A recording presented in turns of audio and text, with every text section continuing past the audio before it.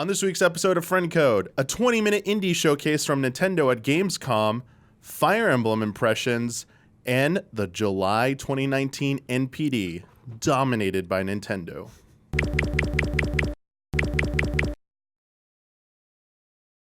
Hello, everyone. I'm your host, Michael Damiani. On this week's episode, I'm joined by Bradley Ellis. Achievements. Ian Hink. Hi. How's it going? Good. How are you? Pretty busy day yesterday. Yeah. Big day. That was a lot. That was a good day. Gamescom kicked off, if you're wondering what we're referring to. Referring to Monday, I guess. A lot of reactions that we did, and including a delayed reaction to the Indie World Showcase. This is the first one we've gotten in English. So usually for Nintendo of America, and I believe in Europe, we get like the Nindies. At least the U.S. term for it's Nindies. Yeah. But Indie World had been done in Japan. That was their presentation. I was wondering why it had different branding. And the presenters this time weren't on screen. They did that little joke at the beginning. Hey, I'm ethereal voice or something, or a body experience joke. And it's like, oh, okay. And it was 20 minutes highlighting indies. And this kind of happens twice a year. Once early in the year and once around this time around Gamescom, PAX West. And I thought it was pretty good. I enjoy these. Nintendo does a pretty good job with these. Mm-hmm. Yeah. And we got a lot of announcements, both new and old. Some shadow drops. Yeah, we had some shadow drops. Couple. And yeah, do you like these presentations? Like Nintendo Direct, I feel like they got a lot of praise. Do you think they do a good job with this when it comes to highlighting indie developers when they do these indie showcases? Do you think there's anything you would ever change about how they do them? I like Nintendo Direct style stuff a lot. I think that it's really efficient. The one thing I wish they wouldn't do is I wish they wouldn't put the little lower third of the title of the game at the beginning of every trailer. Because sometimes I want to wonder, just for a little bit. I gotcha. That's like the only real downside, Yeah, they put it for this one especially. It was in that little left-hand corner. They just throw like the game title, developer, publisher sometimes that they have that information. I think with Ori, they held off a little bit. They waited a second. But it still came in the middle of the trailer. Once you figured out, like, oh, that's Ori, they showed it. But it's funny because at the end, they cut away from the trailer to a little interstitial, which is just like the logo, maybe the release window or date.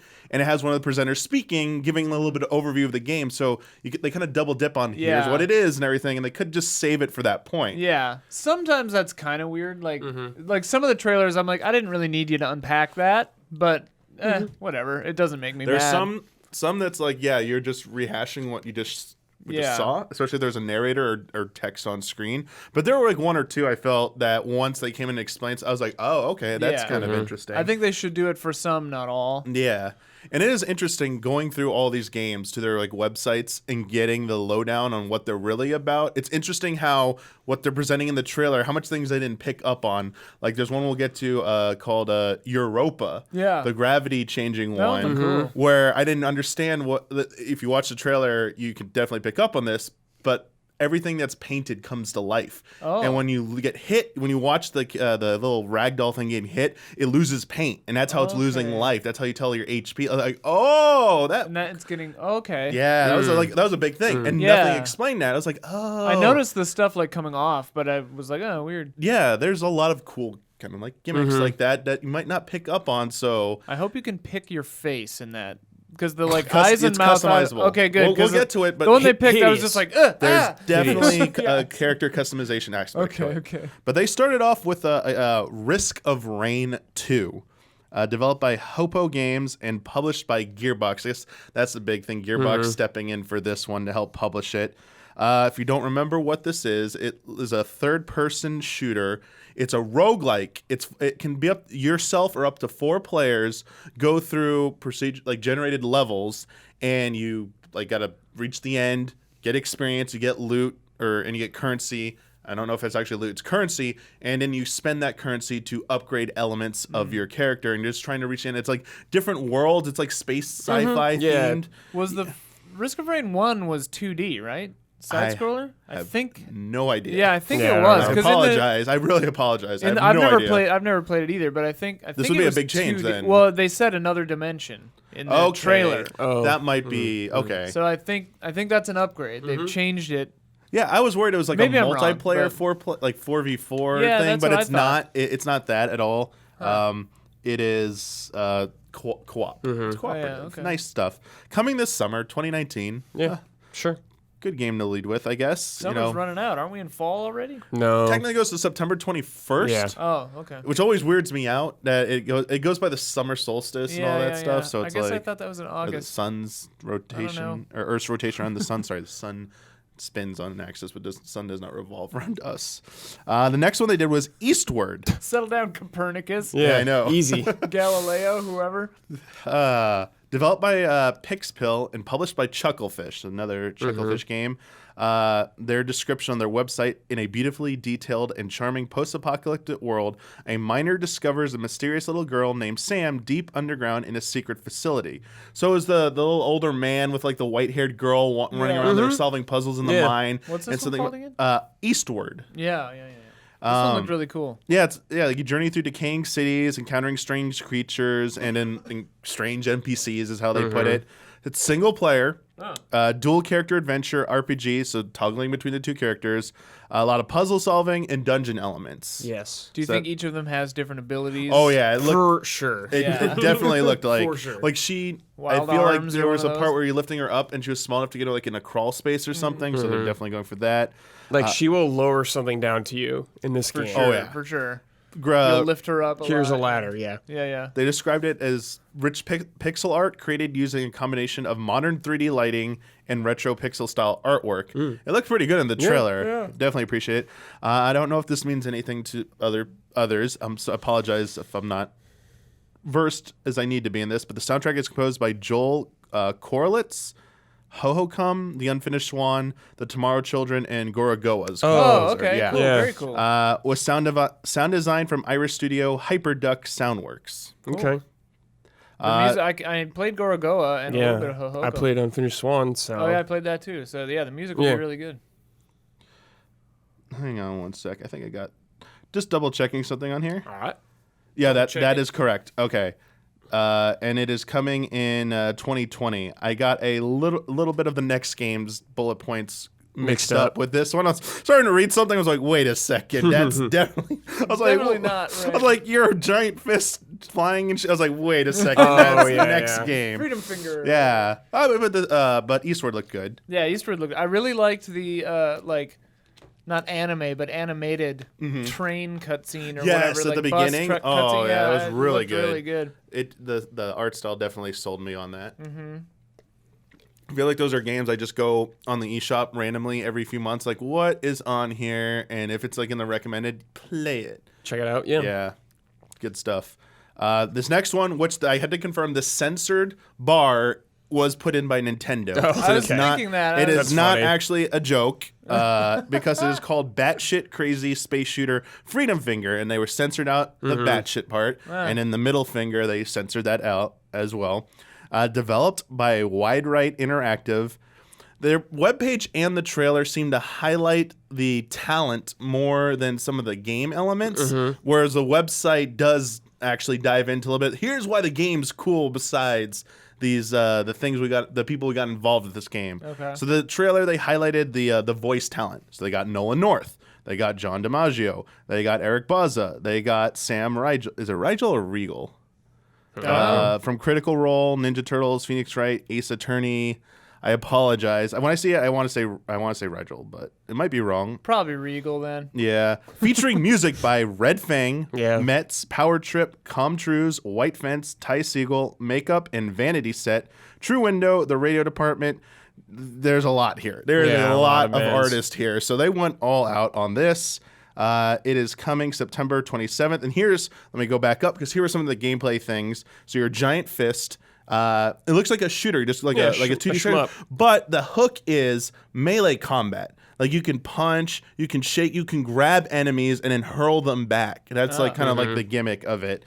It's 36 levels spread over 12 worlds. And here's the interesting part. This might interest you a little bit more, especially you, Ian. The music is heavily connected to the gameplay, so things like enemies, bosses, attacks, and events are synced to the music, which did not come across in the trailer I at didn't all. get that. Yeah, I didn't get that. Yeah, so that definitely is a better hook for someone like me that would be more inclined to check that out. Yeah, I'm not great at shmups. Yeah, Or bullet hell, especially. Like, so yeah, I just kind of it's something I would glazed play over when this came on. I was like, for group stream night. I would probably play it for that amount of Sure. length, and then if it didn't hook me at that point, it'd be like, nice. Yeah. Highly satirical storyline that explores hot button topics such as communism, U.S. foreign policy, sriracha sauce, and most importantly, crafting in video games. Okay. Crafting in video games. Oh boy. I could have sworn this was going to be a Devolver game. Yeah. I thought so I was too. like, how's this not a Devolver Yeah. game? Oh yeah, this is coming in 2020 as well. Cool. This next one, I guess we'd seen it before. I don't remember seeing it, but Bloodworth pointed out, I believe, that we'd seen it. It's pronounced Röki or Röki. Oh, you played this, right? Yeah, I played this. Yeah. Point and click adventure. Yeah, I saw there were hands-ons from like a year yeah, you plus played it ago. I at played it at E3. E3. Yeah. I did. Yeah. I think. Yeah, I talked about it in a Now, how'd you video. like it? I liked it. It's. They said they wanted to make an accessible, modernized point-and-click adventure, and it feels like that. You're controlling her. You walk around with Yeah. her. You don't like point and click where she goes, but you have to gather. You have to get this item to do this thing, and you have to get a rope and a magnet to pull a sword out of a troll's back or whatever it was, stuff like that. And it's got Norse kind of inspired folkloric inspirations. Yeah. I liked it. I think it's really cool. I think that part of it's pretty cool. And Yeah. they highlight it in the little bullet points added at the top. Yeah. Kind of were the biggest hook for me. And Röki or whatever is the name of that monster you see at the end of the trailer. Oh, okay. I can't remember her name right offhand. I think her name is maybe Tove. Yeah, I don't know. Tuva. Yeah, I think Something- that's something what it like that? was. Yeah. I just know how to pronounce it because I knew it wasn't like Tuv. Yeah, I don't yeah. think it's that. But yeah, the adventure, courage, and folklore are kind of like the three tenets of this game. But I like this tagline. This is the point I wanted to make. On their website, it says, "This is a game about monsters that shouldn't exist but do." Whoa. I was like, whoa.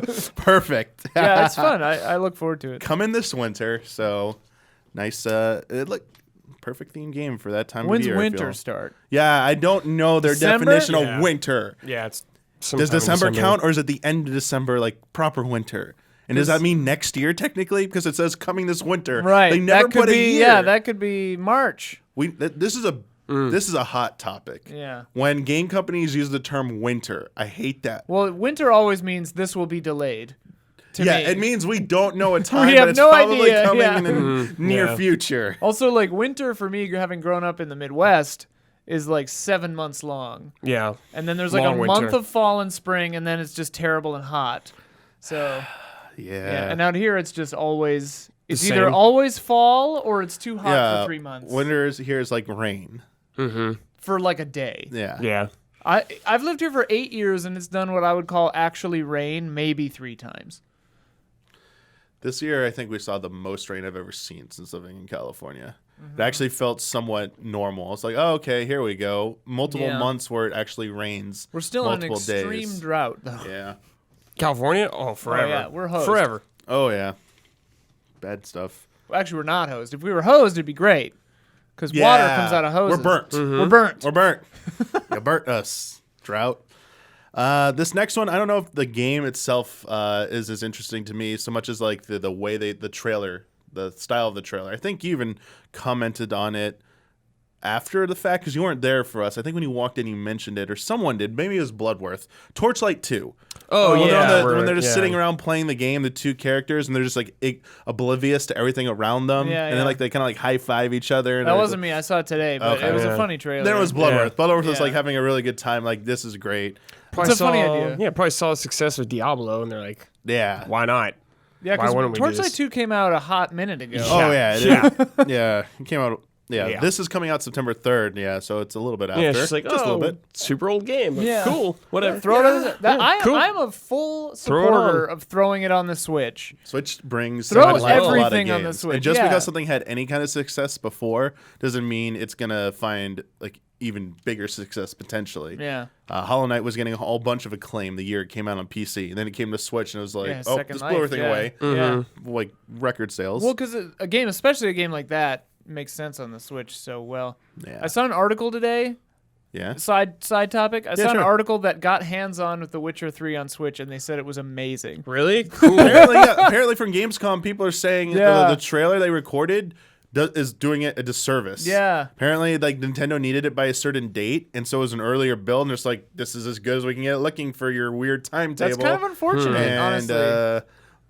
yeah, I guess it's just gonna have to rely on word of mouth, where people say, "I actually played it; it's pretty good." Yeah. And I wonder if it's more just You played it? No, no. Oh, yeah. People who he's say that. just saying, Yeah. But I'm curious if it's kind of like what id was doing, allowing like Panic Button, whoever was porting. I think it was Yes. Panic Yeah. Button, because Yeah. they're actually the ones who were handling Torchlight 2 when they were doing like Doom, and they were doing Wolfenstein, to see, is this possible? Does anyone even care about this on the the Switch? And they're like, oh, it actually sold. It beat our expectations. Reconnoitering. And then it paid off. Exploratory. I just hope it leads to, more games coming to Switch. You Yeah. know, that's always a good thing. I just, certain company, EA, would love, nice to get involved at some point with some games, but you never know. But as I said, Torchlight Switch port is being handled by Panic Button. Okay. They've kind of proven themselves to be the masters of Switch ports Yeah. at I this played point. Doom quite a bit. Oh, I think yeah. it's pretty good. They are pretty impressive with what they can get done. I mean, I'm amazed that even runs on Me too. Yeah. Like, in any capacity. I would Yeah. not recommend it over other versions. Sure. You have the option, but it works fine. Yeah. Was that the version we had to play for the challenge Yes. thing? Oh Yes. my gosh, yes, that was an experience. A pet unicorn and pet yapper minion or something is exclusive Yeah, to the some, Switch. some like pet. Yeah, I guess. Yeah, They had it in the Yeah. trailer, both of them, just like in Yeah, one some shot. Well, the Unicorn unicorn dog. is exclusive. The yapper is a pre-order bonus. Unclear if it's exclusive. Oh, there you go. That's what the trailer said. Ian anyway. with the That makes me think it's the not. scoops. Yeah, it's probably Probably just not. like Or it's a timed exclusive you or get something. it or yeah. We'll have to Missed see. opportunity to do some Nintendo theming. Yeah, that's a thing. I do know this, Brad. I heard from a source for one of the indie games that came out a few years ago on Switch that they wanted to put a Mario costume element on their main character for the Switch version. Nintendo wouldn't Nintendo is like, no. So sometimes Nintendo is all arms wide All for open. it. Hey, Sometimes, Cadence of Hyrule, make this happen, or something like that. And then other times just like, no. Doesn't make sense for us. Yeah, it'll be interesting to see, be a fly on the wall in one of those meetings, seeing like what is their criteria for what I they wonder want what to promote. amount of control they exert if they let you put their, you know what I mean? Like, because they definitely are weird. They're like cagey. Yeah, it's just because Cryptid and Necrodancer for an indie game was successful, but it Yeah. wasn't on the. I don't think it had the clout of say Blizzard and Diablo. When Nintendo said, "Here's some Nintendo exclusive Right. items Right. in Diablo 3," Right, versus make a whole game using Zelda elements for Cadence of Hyrule. It's just who they pick and choose is kind of interesting sometimes. I feel. I mean, I'm still amazed that Rabbids and Mario Rabbids Kingdom Battle even happened. Yeah. Yeah. What a weird game. And let alone was good. and worked out. Proves anything is possible. Yeah, anything. This next one, Skater XL. This has been in early access yeah. since December of this Oh, I year. didn't know that. It's basically a game. It's a successor PC? to a mobile game. Now it's like the console PC iteration of this, but it was born of the desire to make another real type of skating game because it's been an absence Right. from the market. There hasn't been a traditional style skating game. It started as a phone game? There's one called Skater, which is on mobile devices. Is that one like a full physics simulation I of have the board no too? idea. That's nuts. That one I don't know, and I was a little surprised. Like, wait, a mobile game, but Skater XL. Oh, this does not look like a mobile game. This is definitely. It looked pretty good, actually. I thought. Yeah, it's the trailer for it was a little weak. Yeah, it wasn't the best trailer. Some of those moves weren't super clean. I was surprised they threw it in there. Once I found out, it was because I thought it came out in December, and this was just a Switch port coming out later this year. It's been in early access since December of last year, so it's still an early access game. I was like, PC. Yeah. Okay. I saw it on the Steam page, so Gotcha. that's where it was, and yeah. Skate legendary real world skate spots. I was like, oh, so they're recreating iconic locations. Style tricks any way you want and make every trick and line your own. So it's about having a lot of freedom and having a lot of customizations over the like inputs you do to make it the most authentic feeling skate simulator. Which to me is why I imagine probably why they kept those weird looking moves in there, because it's like showing that it is. Yeah, like some of them like landing it. I was like, oh. That's like not that clean. That's not clean. So I guess, yeah. But I mean, it's something a group of people wanted, and they haven't had that itch scratched in a while. It's been gone. Easy Day Studios is developing this, also self-publishing, I believe, and it's coming to Switch in 2020. I don't know if that's the actual release date or just the window. Just the if early access extends, like that's just the early access version coming to Switch. I'm not entirely sure. I didn't double check on that one. I apologize. We talked about this a little bit at the beginning. The next one, Youropa. Oh, yeah. So developed by Freckle, puzzle platform game with a strong emphasis on exploration and experimentation. So here's some clarifications on how the mechanics work. Your special wall climbing abilities enable you to conquer environmental challenges in creative ways. You have extremely short legs and cannot jump onto like walls. And also, you need a curved surface to be able to change between different It's basically planes. a third-person Monument Valley. Yeah. And you aren't gravity-defying. If you jump while walking on walls or ceilings, you can fall off. Oh, wow, okay. Yeah. So you can jump, okay. Yeah, so you can jump. All the characters in Youropa are kept alive by a thin layer of paint. Without paint, they become lifeless. And then they had a little section on customizing your character, whole bunch of different like palettes and like paints you can put on, different face sticker type looking thing. Yeah. Because the one in the trailer was horrifying. Yeah, it was a little whoa. Yeah, I was like, ugh. I think just the shape of the model that you like design looked weird Yeah, enough to and me. then They made one look like a normal kid, like in like a hoodie or Parker. really? Yeah, Yeah. like the face looked a little bit more normal. It's like, Okay. like human, I guess is a better way to put it. It's like, oh, interesting. They're gonna get really elaborate with these. Interesting, yeah. I forget who mentioned it first, and I agree with them during our reactions, Brad. The camera angle felt a little too close, too tight, Yeah, it's a Yeah. little motion sick Yeah. going on with me there. Yeah, Yeah. especially with shifting environments like that, it's kind of intense. Hopefully they have a Zone little back. options to like, Yeah, zoom camera. out. Would be nice. Yeah. Next one, another old indie game, but very popular indie game coming to Switch. Superhot. Oh, Super yeah. hot, yeah. Shadow dropped. Yeah, it was shadow dropped during the presentation, available right away. Originally released in 2016, so Yeah. 3 years later. Hey, throw it on the Switch. For those who don't know what this is, it's a first-person shooter where time moves when you move. And it's like a minimalist visual language that helps you focus on the gameplay and like the fights themselves is how they pitch it. And it looks very distinct.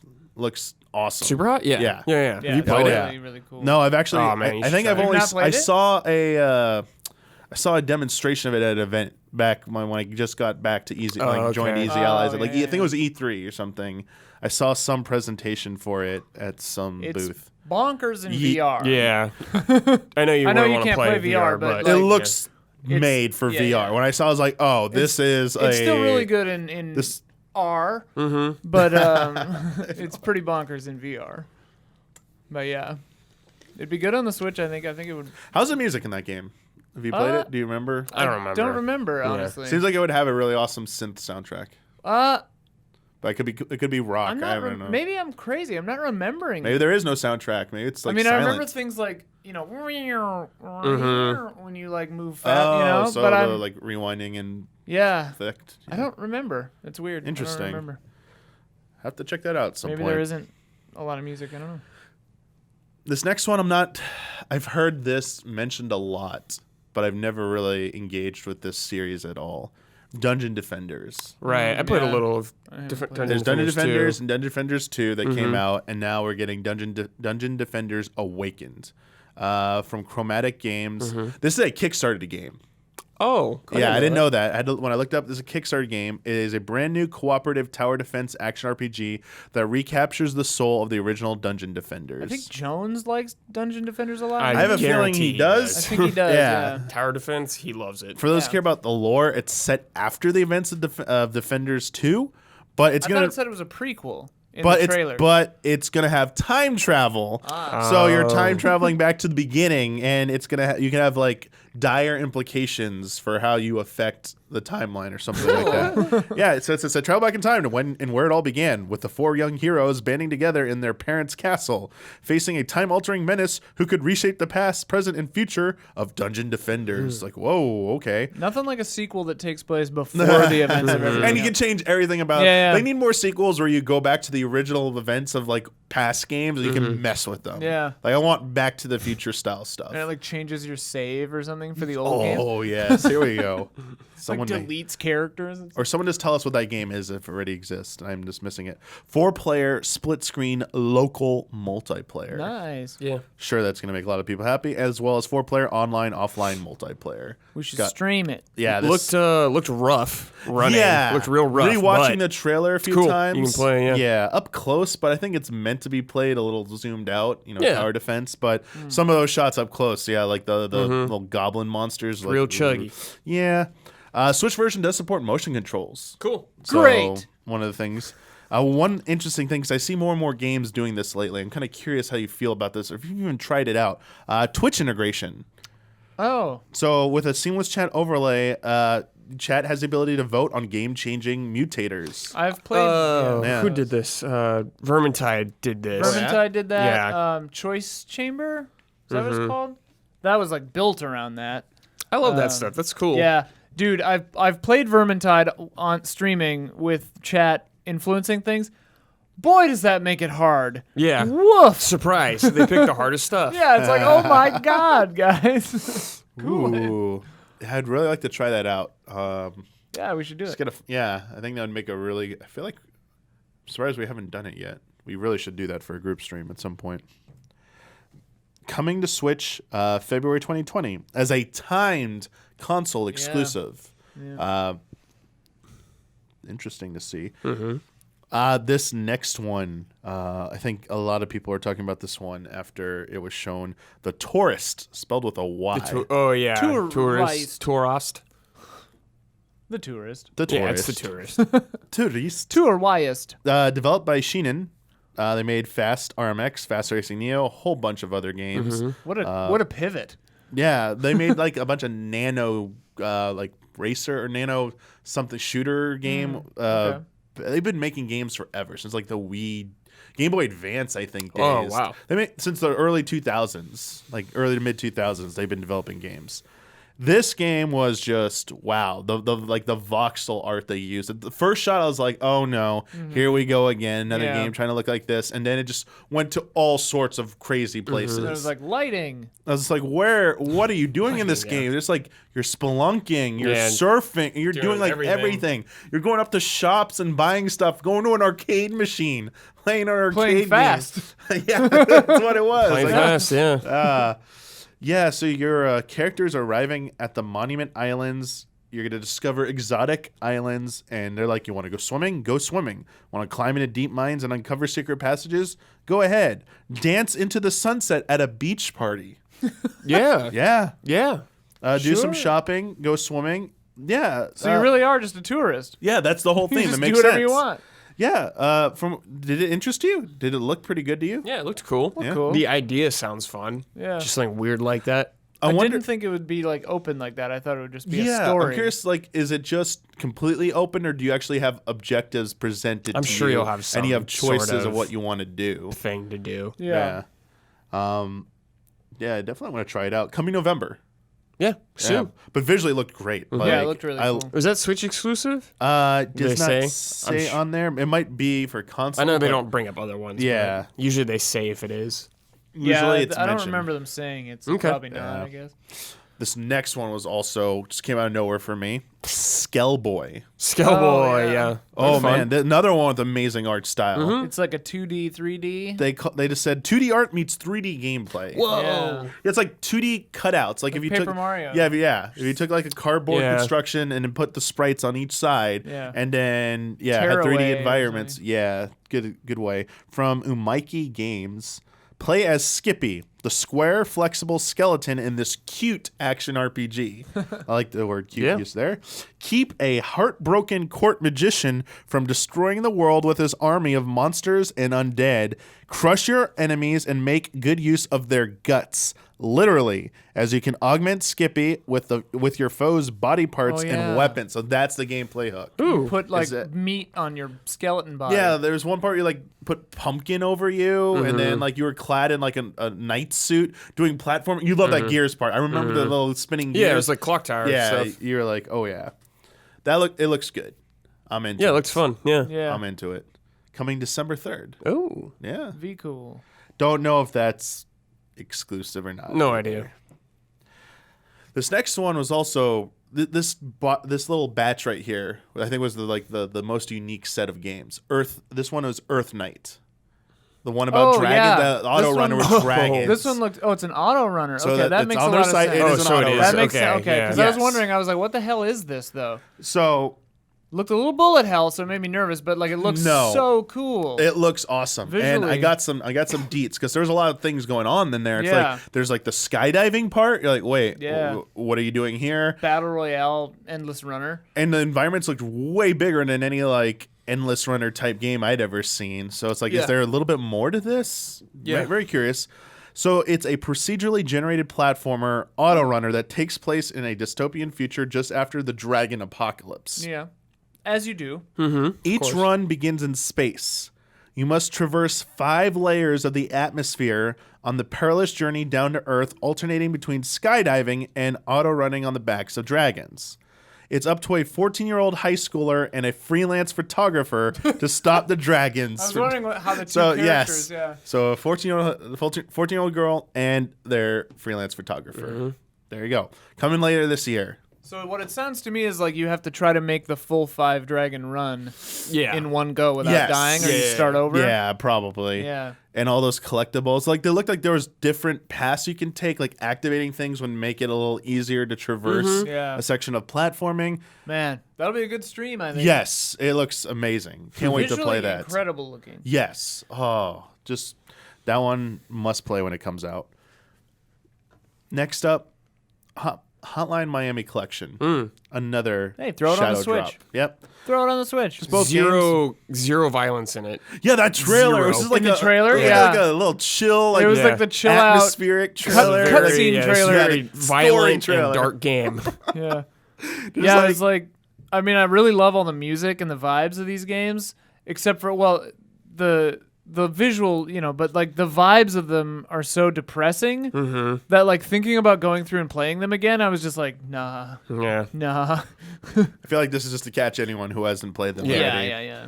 And yeah, it was made available right after the announcement. It's digital only, so only on the eShop. Yeah. Cool. Love a good shadow drop. Throw it on the Switch. Yeah. Next I had a Sizzle Reel. A bunch of games. A lot of these games with some of my favorites of the show in it. Yeah, because I think a lot of these were featured in the last Nindies Focus presentation earlier this year. Or whatever. Blasphemous, the 2D Dark Souls type Looks game cool. coming September 26th. Yeah.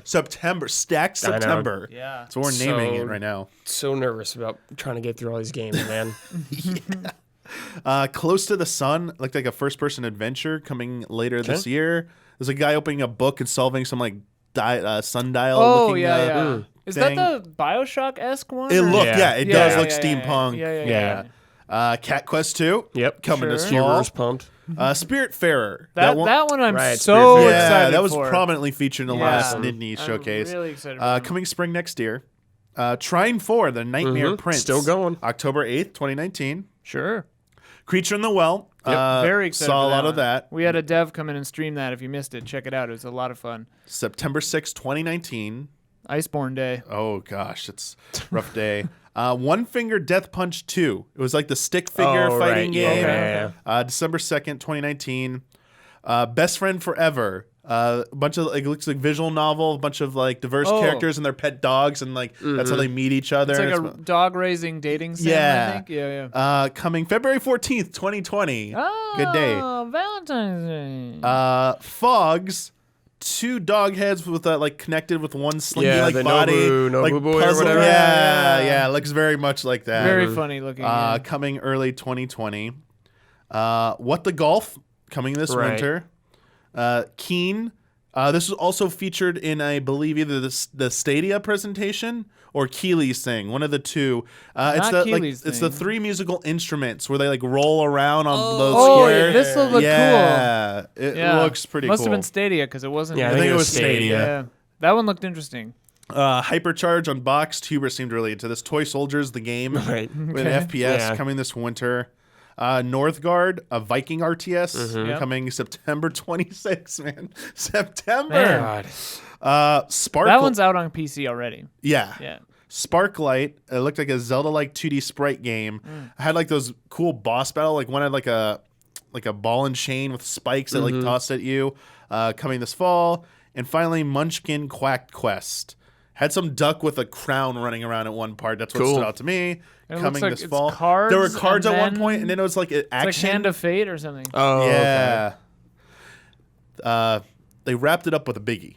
Yeah. This had been rumored for a long time. Oh, I didn't know it had been rumored. It was part of the whole bunch of like Xbox teaming up with Nintendo crossover collaboration stuff. People were wondering when it was going to happen, if it was going to happen, and finally got some of it happening. Ori and the Blind Forest Definitive Edition is coming to Switch on September 27th. September. And they're all like brutal. either the 6th or the 26th or 27th. Yes. Maybe 23rd in there too. For you don't know what this is, a beautiful looking platform adventure, Metroidvania. Then you gotta keep using that term. Video game. It's by Moon Studios. It is being published by Xbox Game Studio. So Cuphead was self-published on Switch. Is it MDR? Yeah, Studio MDHR. Something like that. Yeah, I apologize. And even Mahjong did Minecraft. So I don't know if this is the first official Xbox / Microsoft published. Like they're actually publishing it. Anyway, it's a big deal because it's been rumored. You know, we got Cuphead, we got Banjo and Smash. Now we got this, and there's an Ori sequel coming. So it's like, what's the catch, man? What Nintendo thing is going to come to Xbox now? So there's a catch. And this is the update to the story. Because this was exciting. This was feel good. This is going to be a great thing. The sky is the limit, man. All these things are coming to be. But you got to pump the brakes on that train. That Nintendo Microsoft train, unfortunately. All right. In a statement to Game Industry Biz today, Microsoft stated that we have no plans to further expand our exclusive first-party games to other consoles. So that sounds like that train is coming full stop. But why those 2 games, I wonder, then? I feel like this is... Or I feel like this is not talking about any others. Yeah, I feel like this might just be, we got to protect our own value, and we don't want people just assuming every single thing under the sun. Because there is a rumor that like Killer Instinct was... A new rumor about Killer Instinct might be coming to Switch. And stuff like... Anything that goes to Games Pass might be eventually coming to Switch. There's all of these things that have not been confirmed that are just hearsay at this point because no one's got anyone on record going for it. Just I got anonymous sources here, but a lot of these they've happened just a little later than we thought. Yeah. Cuphead, Banjo, this. It feels weird to end on this one. Yeah, I mean, Ori. Yeah, Ori makes perfect sense though if you think about it because Metroidvanias do super well on the Switch. Oh yeah, and they've got a new Ori coming out, so it's like maybe they'll get a few people to play the first one who had never played it.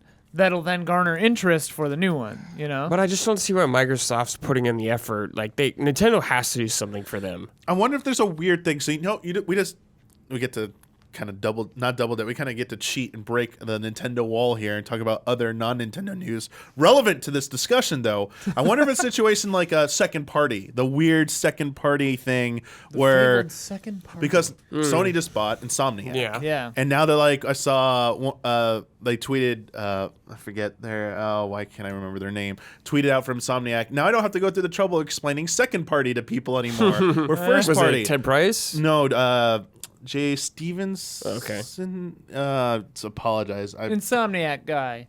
Yeah, they're well known. I feel so bad. I'm getting this wrong. I The apologize. It's the lights. It's, as Huber would Yeah, say. it's these new it's backlights the that you lights. can't see on camera right now, or maybe you can. I don't know. I hope you can see the light. The point I'm trying to make is Moon Studio. Moon Studios, I don't know if they're actually owned by Microsoft, but Microsoft has been buying up a lot of studios as well. But I wonder if there are these weird contractual things with some of their existing games that are exclusive to Xbox. That could, because they're not technically first party, they're second party, that weird loophole, they could come to Switch to. Because they specifically say exclusive first party games to other consoles, and they say we have no plans. Right. It's like plans can change. I wouldn't take this as definitive. I kind of oversold it. I want to take it as definitive. I mean, if they're second party though, it's not first party. Yeah. Your point's a good one though, Ian. That hey, we do have Ori sequel coming out. Let's get as many people interested. It's like, hey, if you want to play the new one, you gotta get it on one of our platforms to play it. Yeah. But at the same time, I wonder how much money Microsoft could get by having all those sales on Xbox One. Are there any platform that you can play Ori on that's a Microsoft platform, as well as having it on Switch as well and getting a cut of that? It's always interesting to see. I feel like, if you can sell your games on other platforms while still protecting the value of like your hardware or your IP, why not go for it? I still think that Microsoft is going to be leading the charge on the becoming the Netflix of games kind of a thing. Okay. I still think that's where their mind is heading. Eventually. It's what I want. It's what I want to believe too. I wouldn't be surprised if next gen is the last Xbox or at least maybe not the last Xbox, but the last where they're pumping exclusivity, because Netflix wants to be on devices. Google wants their stuff on devices because then they just get more eyes. So if they do go that route and don't pump the brakes on it, they would want to be on the Switch. It seems like they're already going that route. They're already putting everything on PC pretty much now. It felt like someone did from Microsoft, I just don't remember the name right now, did say recently that they have I think it was at Gamescom, so they have no plans for a streaming-only device. They'll always have a hardware device for Xbox. There won't be a streaming-only Xbox. Yeah, I think that they'll always be an Xbox. I kind of didn't mean they'll stop making Xbox, but they'll stop trying to only have you play their stuff on the Xbox. Yes, I got what you're saying. Yeah. And that's kind of how they've been positioning themselves, and it makes sense, especially if Nintendo's always gonna have this problem where it is difficult. It is a challenge to bring current gen game ports over to that hardware, and it doesn't seem like Nintendo has any interest in getting in the arms race in terms of graphics. They're just they're not going that way. Yeah, no. And Games Pass, stuff like Games Pass plus a streaming service would be very lucrative and ideal to Nintendo and Microsoft. Hey, we want our service on your hardware because we can offer games that your system could not run, but it's through our streaming service, and you gotta get people to sign up for it and stuff, and you get a cut of it. And it's it's kind of solving two problems. It's solving a problem for both of them. New revenue streams for that streaming service, which they need more users to adopt on Microsoft's end. Nintendo wants people to buy their systems for not just their exclusive games, for as many great game experiences as possible, and they can't get all of them on their system due to their hardware restrictions. And seems so. This is a perfect match. This might seem like a downer, but I just don't believe Nintendo all the time with anything online, because they're pretty much in the Stone Age with online, and they're so late to the party on everything online. This wouldn't be them doing it. Oh, you just mean their stance would be they wouldn't go their for stance this is what I mean, because they're so always like that, and they've always been like that. Is Netflix even on the Switch ever yet? No, it's not yet. That's so weird. Yeah, it's why? Why not? I don't know. It's so Was weird. it on the Wii U? Yes, and actually its service is ending on the Wii, or has ended on the Wii U. If your stuff is on the Wii U but not on the Switch, what are you doing? I don't know. I don't know. This is why I thought Nintendo can't do it, bring other people to do it for them. Yeah, right. I expect Stadia somehow at one point to maybe be available on Switch too. It's just let all the options be there. Let people choose. You can access Stadia through your Switch. Sure. I'm just waiting for that Stadia Connect some time to happen where they go, and guess what? You're going to be able to play it on your Switch this fall. It's oh, there we go. Well, and what's crazy is even the PlayStation, who sells their own Like you can rent movies and stuff on the PlayStation through the PlayStation Store. Even they have apps for every single. Yeah. You know. Oh, yeah. And it's just like. That's just the way it is. Nintendo has no alternative, and they're still not even doing Netflix or anything. And not every game's going to do this, but what Sean Layden was referring to, they just confirmed at Gamescom as well for Sony. First-party multiplayer games will be crossplay. Will be not just crossplay. Will be available on PC. Oh. Wait, first-party multiplayer games? Like multiplayer centric. Let me get this like up here real quick. I need an example. Yeah. So Not here. first party though. Hang on. PlayStation. First party or PlayStation games coming to PC. Yeah, this is. Let me get this correct. Maybe games going forward. PlayStation Now on PC. Oh, PlayStation Now. No, that's not it. Okay. We're both like, oh, okay. Anyway, while I'm looking this up, let me give you the. We got a patron question here about indies. Let me get you talking about this while I look this up because I don't want. I was just about to start talking about. Not gonna leave you Bloodborne. hanging on this one. Give me a sec. But Throw anyway, it on the Switch, whatever. Throw it on the Switch. Throw it on the Switch. Oh man, like I would buy it using again, the dude. Joy-Cons Yeah. playing Bloodborne. Perfect. No, Dark Souls is so much harder. On First patron question comes from Playing it on a plane. Owen. Yeah. I know the PC will always be the go-to platform for indie developers for obvious reasons, but seeing how well Nintendo partners with indies for Switch, I wanted to ask, is there a better place for indies, or as I call them, nindies, to shine right now than the Nintendo Switch, especially versus that of PS4, Xbox, and the PC? So I feel like indies go in a cycle of when a console's newer, I feel like the console themselves pushes them much more. That happened with PlayStation when PS4 came out. They were big on indies. Xbox has been big on indies and 360. Now Nintendo's with it, and the other big boys have kind of drifted off because there's so much more out there. I think indies are awesome games to fill a void. And while Nintendo's doing first person, like obviously Fire Emblem still came out, it helps fill the void. You know what I'm saying? Yeah, like it had. I mean, it was there during like Wii U. Like Wii U was struggling as well, and I feel that's when they went full on with indie support, and that laid the groundwork for the path to Switch. Like it finally paid off on Switch when Switch became a better selling console. Console. Everyone just said, "Oh, I bought this indie game on Switch. Oh, there's a larger install base here. Oh, translates to a huge success of a game. Wow." Nintendo's the place. Let me tell everyone about this, And as you said, like earlier on, less clutter in the online shop compared to other storefronts. Yeah. Or it's just like, how do you even get discoverability handled with a small indie game if you're not promoted on the top page? It's like such a huge hurdle to overcome. And speaking with dev friends of mine, developer friends, they say that Nintendo has like been really good to work with. Like I guess for the Switch and stuff, like they'll promote and they are easier to get your game on. Whereas like Sony, the certification process is famously difficult and like really like weird and nitpicky, and it's like delays your updates and stuff.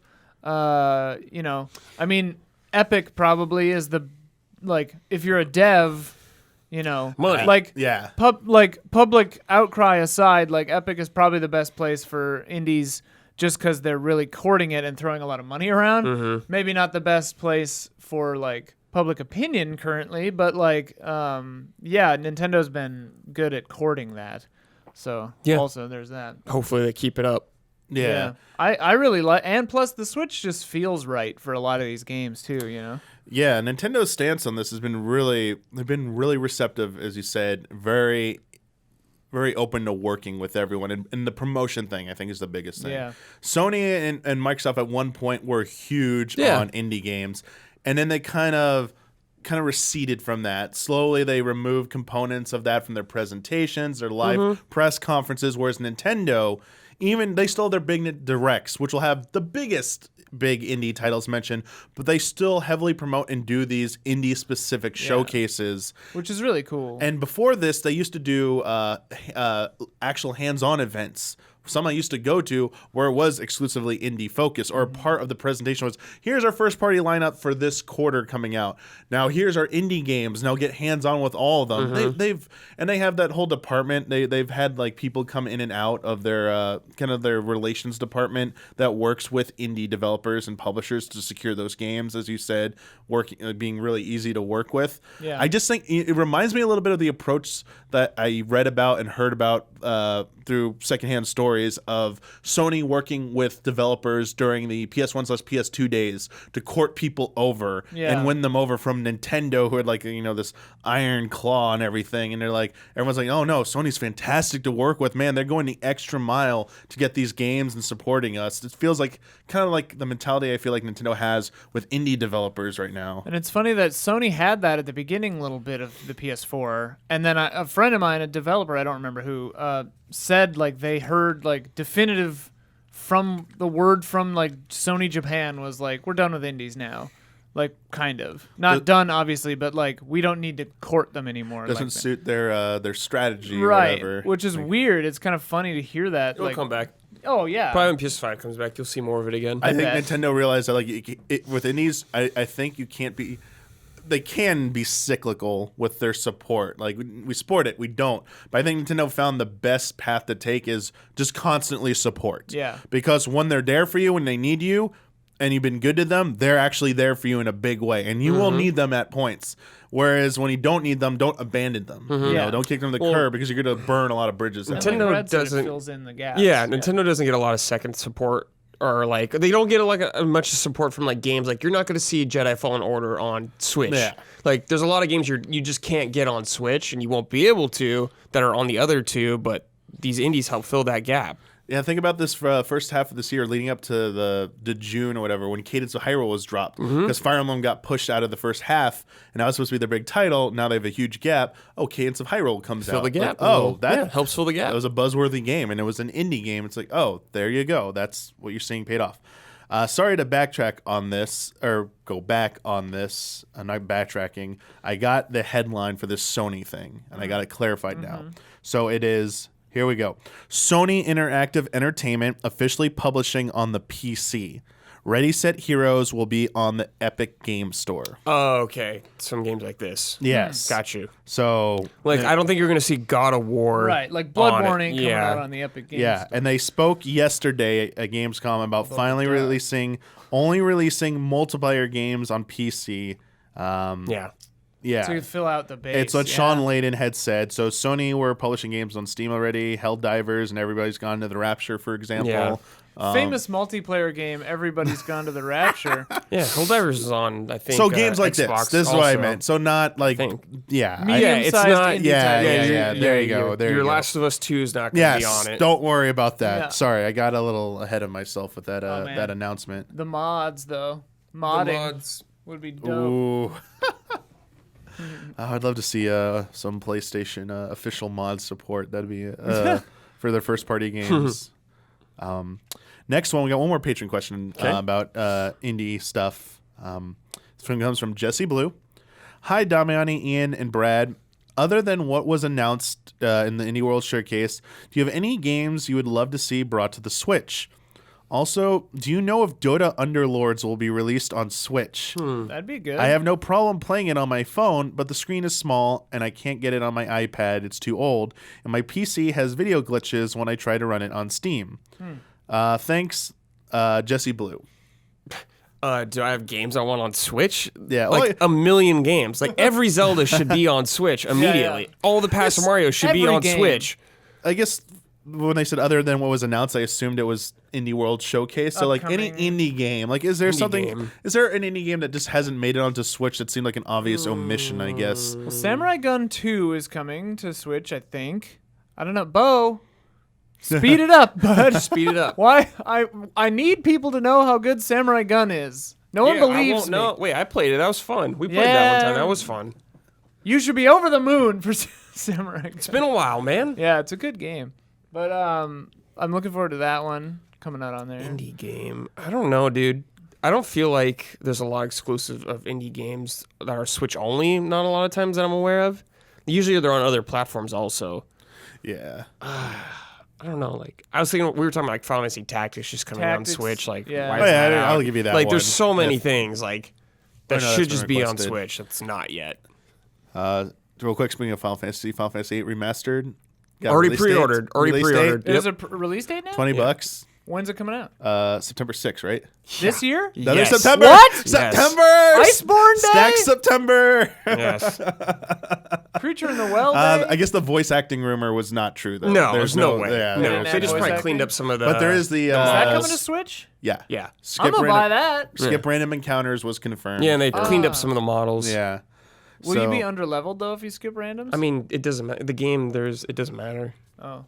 It's I just guess I everything don't remember scales. it. Oh. Yeah, 8's weird. And that. Oh, if everything scales, then yeah, it doesn't yeah. matter. You could beat the game really low level. Turning As off random for encounters. as for Dota Underlords, no idea, but I mean That'd be good. Yeah, I mean, it's you another good candidate Dota there. Lords would be interesting. Yeah. could Sure. that on I the mean, Switch. there's a bunch that aren't on like Hearthstone would have made a lot of sense. to me Yeah, on Switch. Hearthstone- Like the most. I'm really surprised Hearthstone never came. like they did Diablo 3. They did but not Diablo 3, but no Hearthstone. Hearthstone. And like, wasn't Diablo big on there too? It's like Yeah. weird. Don't. I'm not I surprised understand some of Overwatch these. didn't come or anything Yeah. like that. No, but yeah. Hearthstone, Yeah, don't get Overwatch would be weird on the Switch. yeah. Well, Overwatch is such a game, like Yeah. a teamwork game about Yeah. communication. It's like you got to use your damn phone to communicate with people. Do you think any of the Blizzard's old RTS games would an work? RTS game? Yeah, just 'cause of how zoomed out like, they are I don't on think the old Switch. Warcraft Like really any would. Warcraft, yeah. No, Unless you were StarCraft. using the touchscreen, it would be pretty Yeah. awful. Yeah, I mean there was looking. StarCraft 64 and stuff, but Did But you can play it on a XCOM? TV screen at least. I guess Switch you can, but I guess in docked mode, how bad would it be? Or in handheld mode, how bad would it be to play one of those RTS Yeah. games on the small I screen? feel yeah. Did either of the XComs come to Switch? Because I actually liked those on PlayStation. No, I I don't, don't think so. know, but I think those mean, would work because they're on phones too. I mean that could work there's an better. XCOM like Yeah. game that's besides Rabbids that's coming to Switch or came to Switch though. It was in like Fire Emblem. no, the one where you're going like traveling west and like you get multiple paths. Like you're traveling across the U.S. going west and Oregon each- Trail. No. It's like Death you're Stranding. in a car. That's what I was thinking, God, too. each environment is Overland. Maybe I don't know. Chat. Chat. What if we just sat here waiting for Yeah, chat, even though chat. this is not a live video? It was in the last presentation. Not Kentucky. Tucker Zero is dope. though. No. If it's like FTL, It's in a- isometric presentation. Oh, It's then like not set Overland, like in like unless it's the Overland.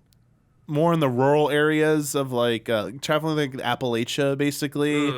And in a car. well, the one of the levels had like a abandoned car, and you're trying to get fuel. Like you need supplies to keep moving west, and each play session, each time you start over is different. So it's like roguelike a little bit, like in that. It could be Overland, Maybe it is or Overland. it's something I can't remember the name of. I just can't remember the title, and nothing's sticking out to me. But We'll figure it out there later. are sort of games like that. There's also Tweet at wait, Trailer is Jones. Into the Breach on Switch? Yes. Yes, there's another good game. A lot of indie games. A lot of love from Nintendo. Yeah. Good stuff. It's perfect. Perfect Throw it timing on for the it as Switch. well. I also want to say that this usually is the precursor to a proper Nintendo Direct. I would expect one in the next month. I would say PAX. September. TGS. I'd say September's a good time. TGS Because is they don't. September Nintendo doesn't 11th? officially go to September TGS. 12th? Yeah. Oh yeah, they skipped Yeah, TGS. they It's are. the skipping middle of September, but Nintendo doesn't officially go. But do they throw out a direct around TGS? Last year they did. They threw one out in September. It was a big one. It's gonna be a Cool. big. It was a huge. There's gonna be one. another It was the Pokemon Animal one. Crossing announcement one. Oh yeah. Yeah. There's gonna be another Pokemon. Oh, there'll one be for no, sure. well, I don't know if they're doing it. So last time you saw, they didn't do a direct. Last month, Yeah. This month, August, the one we covered in the last episode, was simply a 2-minute video and then website updates and a bunch of social media tweets. I don't think they're gonna do another Pokemon Direct. Dude. They'll just do video I releases. think they'll like do that. one more direct, man, right before. Well, maybe. When's that coming? November? Yeah, November. like that's a Pokemon Sword and huge game. I for just don't them. know what else they have that's Huge. worth a direct to reveal. Like they've been revealed. Like I mean, Team Yell was the new team, and they It didn't depends. give it a direct like, for that. Like obviously Metroid and Zelda, are, but those are more E3 things. I feel like. Like I feel like they're just at this point revealing new individual Pokemon unique to this Oh, in the game, Pokemon stream, and new gym leaders and new rivals essentially that you're going to be fighting against. So. But for the mainland one, They can do another what Smash if one. this is where we get a big Elden Ring dump? They're like, it's From coming to the Switch, and here's a whole bunch of gameplay. We're like, what? That's where you get it. Yes, that would of be course. the most unexpected thing. Yeah. So we'll see if that happens. I hope it happens. I'd love to see what Nintendo's got coming next year. We only know about Animal Crossing and a few other tentative games. Zelda's coming next year, dude. Hopefully. Dude, Where's next Bayonetta? year would Yeah. be crazy. Astral Chain will be out by now, or by this time next year, or next month. So hopefully some Bayonetta 3 So news. maybe they can start talking about Bayonetta 3 proper and not Metroid. cannibalizing, Astral Chain's screen time. Oh yeah, they started over Metroid though, so we might not see that. Yeah, I'd give you a below 50% chance seeing it next year. Yeah. Oh, like out? But Oh no, yeah. that not rumored coming out. Metroid Prime trilogy. Oh no, I'm talking about like even hearing about Metroid Prime 4. I think you might not even hear about it. I think next year. you'll hear about it next year. Maybe towards the E3 end maybe. of the year. Like we could Maybe. easily get something like we did Breath of the Wild, Potentially. This thing they want to wait. or till that like thing is, whatever like, Retro was doing really- before. I think the trilogy. If that was The the trilogy? HD trilogy, if that's a real thing, That would be We'll awesome. hear about that. Throw it on the Switch. But enough about speculation on this show. Let's talk about some hard facts. Uh-oh. To July 2019 NPD dropped. Oh yeah, let's go. And I just want to stick to Nintendo because Nintendo dominated this month. Switch was the number one hardware for the month, and 6 of the top 10 software slots were Switch exclusives. And that's that's like physical only. Yeah, Right? no digital sales Which included is in these. bonkers to me. And a few of the other ones in the top 10 are multi-platform with versions also on Switch. I think there are only 2 games on this list that are not available on Switch in any form. And pretty good month for them. And number 1 was not a game on Switch.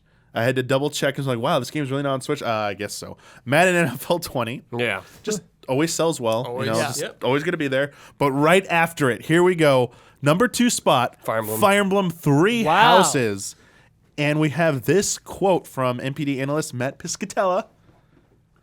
Fire Emblem Three Houses represents the largest launch of a Fire Emblem game in U.S. history, with launch month sales tripling those of the previous bestseller in a release month, which was Fire Emblem Echoes Shadows of Valentia. Fire Emblem Three Houses instantly becomes the second best-selling game in the franchise lifetime sales, trailing only Fire Emblem Awakening. And with how this game is selling, it will become the best-selling game in the franchise. Wow. So Fire Emblem is hot. Just right behind Madden. Yeah. Right behind Madden. Football and anime. Yeah, football and anime. The 2 American standards. I'm surprised. I'm really surprised it was just a single game. I'm glad though. I was getting a little worried with the whole. Oh, with you thought Fates. they'd put it out in 3? Oh, yeah, we Because, talked and because about of Three this. Houses, Yeah. I was a little Yeah, worried we about talked this. about That would There's some suck. elements of the game that make me think it may have originally started as potentially multiple I think when they did games. when they decided they want 3 houses, and they're like, we can't do that. We can't do 3 I think it games. was getting yeah. They will do 2, but not 3. Yeah. Next up in number 3 spot, Super Mario Maker 2. Yeah, going. baby. Still selling well. Still building. selling amazing. Goaty Souls. Woo! Yeah, it's its second month. Still in the top 3. Yeah. That thing is gonna be It was huge. second last month? It I was think it like was first second last or month. first. It was Yeah. first. Did it come out last month then? Yeah, Woo! it only had a First, few I days think. of sales, and think it it was was first. huge. That's awesome. For June MPD. It's a really good game. Next one, another Switch exclusive that also launched in July.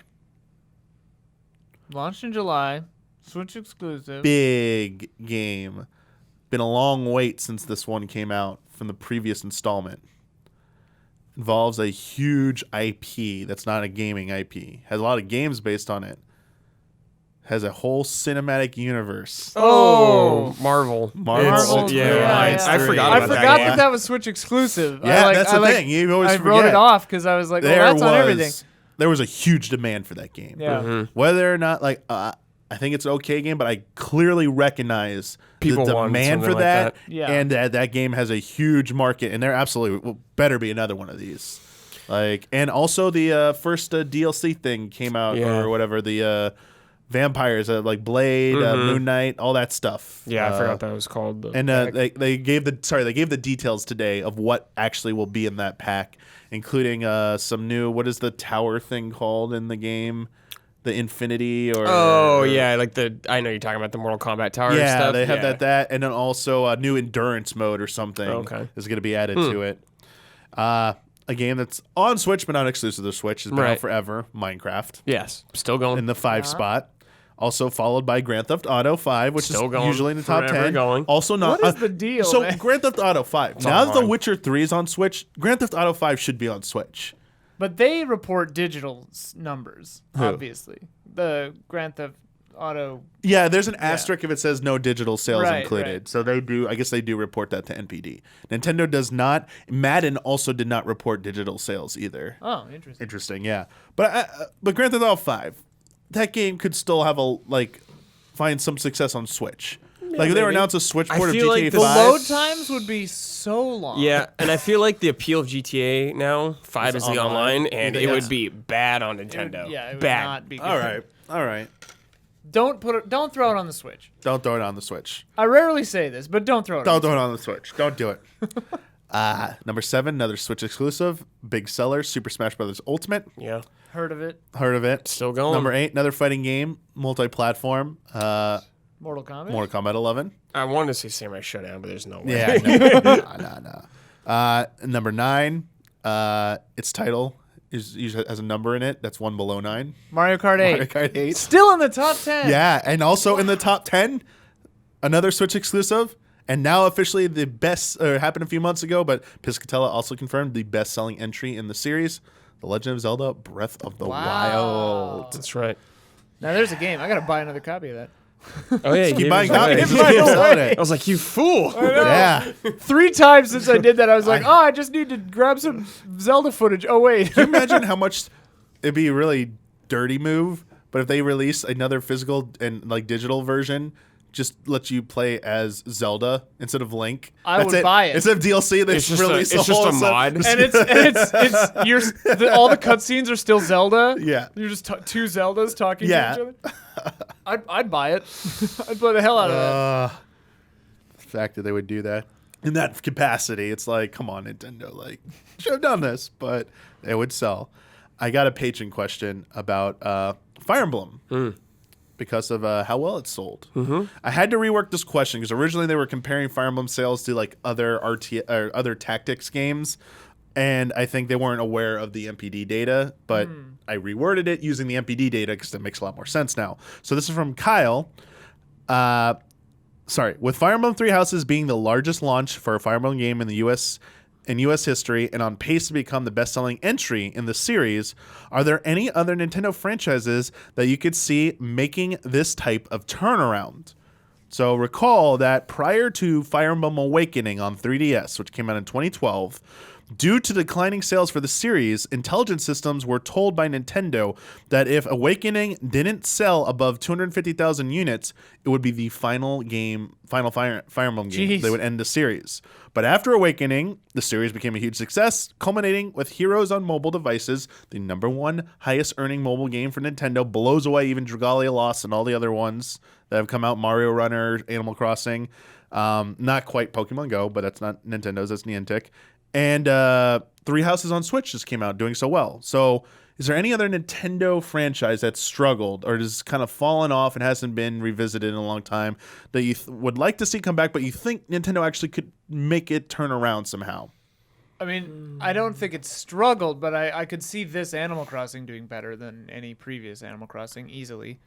Oh, this one doing just selling better? Way better. I think it will. Yeah. I think the DS one is the one I'll have to... is the challenge to beat. Yeah. But I think this will be the highest selling. I don't think Animal Crossing's in necessarily a slump. Maybe people have been wanting the type of experience they've been demanding from. I think it'll do the best. Yeah. It's not I guess it doesn't struggle, but it's one of their lower selling series is Metroid. And I feel like this Metroid on Switch could be the biggest Metroid ever. I agree with you too. Because what was the last one? Other M, really? Like the last console one? Last console was Other M. Federation Force was before that. Yeah, but it's no one wants Federation Force. They haven't had a win in a couple of They times. haven't had a win since, in my opinion, since Prime 1, it kind of went downhill. Other M was poised to do very well. I mean, Wii was still doing very well. So it's like still 2010, I think it was. Yeah. 2010, 2011's like the tail end of Wii starting to like die off and like, I mean, 2010 really. But Other M could have capitalized on that huge install base. But I agree with you. Metroid Prime. I think this new Metroid one could be the biggest one. because of the Switch, how hot the Switch is, how games are doing well on it. I mean, my heart wants to say F-Zero, but I don't think there's anything Nintendo could do to turn that around. They can obviously release a game and do well, but I don't think it'll ever become a breakout success. What they should do is just put F-Zero characters in Mario Kart. They already toyed with that. Putting like the Blue Falcon as a Captain card. Falcon could easily be in that game. I feel like there's a way for them to leverage some of their other properties and do some other things with them. But the real answer I have to this for a series that they could bring back and actually turn into a huge success would be Kid Icarus. Huh.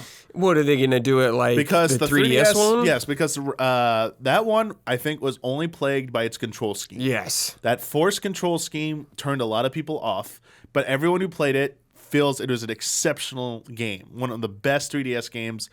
Easily the best Kid Icarus game. If that concept had come to fruition on the Switch, like that was its revival, I think Kid Icarus would blow everything away in sales and actually would become potentially be revitalized enough that it could become the series would continue on again, and Nintendo would actively support, saying, "Yo, this is a new big franchise for us that hasn't been seen in forever. Hasn't been seen since Game Boy with the Kid Icarus Myths and Monsters that we talked about with our special guest last episode, and also the original Kid Icarus on NES. It's just that is, I think, with that world because of how loved it is on Smash Brothers. And because it is one of Sakurai's favorite, like it's something he personally loves, and it's like he's involved with. I think it has the right ingredients there if they just have the right idea and can get it out on Switch and just not have some really crazy, insane control style. Like don't do Star Fox Zero where hey you got to use motion controls and the stylus force controls of Kid Icarus Uprising. Kept forgetting the title of that game. Yeah, I think Kid Icarus could. If they want to really do it. Sure, yeah. Didn't Paper Mario stumble? Like, wasn't the last entry in that? Was it Sticker Star? Yeah, so the last one. No, the last one was Color Splash. On Wii U. Okay, I forgot about that one. That was that one one you apparently liked. wasn't bad. Didn't we see something recently that was like hideous? Has that come out yet? What was that? Wait, there's no Paper Mario. There was like a weird Luigi and Mario. I don't remember it enough. It was at like E3 or something. Gooigi? No, Gooigi's great. Anyway, I think Paper Mario or like a Mario RPG could come back. Maybe and succeed. did both the Superstar Saga, whatever. That one, maybe? Yeah, I thought those all came out. I think that, I don't know, but anyway, I think that those could come back and do well. Yeah, I think, man, it would be perfect if they could just re-team up with Square Enix and make a actual something called Super Mario RPG 2. Yeah, that'd be bonkers. It's been surprising how like Paper Mario 64, Paper Mario 1000 Year Door are both fantastic games. Super Paper Mario, interesting concept. Just wasn't as, I would say, the gameplay wasn't as captivating. It was difficult to play. It was like slow. It saw its moments with the writing, but it fell off a little bit. And then Sticker Star was average, mediocre, and Color Splash apparently was much better. It just, I think the previous game did enough, and it was Wii U combined with the previous game had done a bit of damage to the series' reputation. And I think at this point, if you're going to revitalize that, it needs to either be called like 1000 Year Door 2 or Super Mario RPG 2. Like something like that to get people back on board with it. I'd be excited. Super Mario RPG 2? Yeah. What about a gritty Paper Mario where you play as Bowser or one of his kids or something, or Peach, and it's just called Paper. Paper. And it's really dark. Conduit. What the hell happened to what the hell happened to Conduit? That was I forgot who developed that. Because they made the whole ending thing with it. Yes. Yeah. I don't know if that's coming back.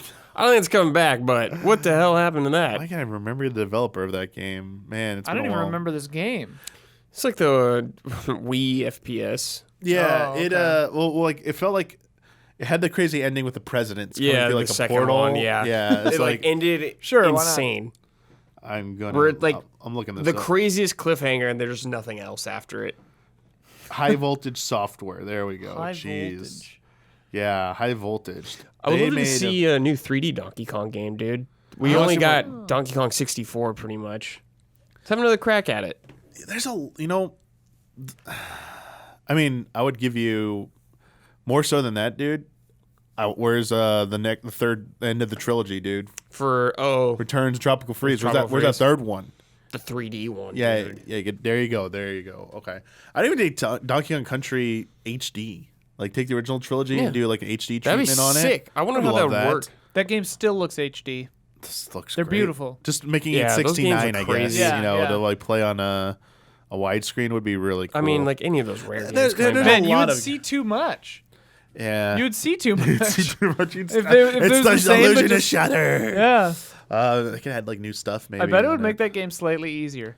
I wonder. Actually, like way easier, especially in the like. I feel like more minecart vertical sections. screen space would make it easier to see up and down a little bit more Yeah. by default. But in the minecarts, you'd see. Them Oh yeah, coming the a mile away. minecarts would be great. In That'd wi- make it in way 69. easier. That'd be nice.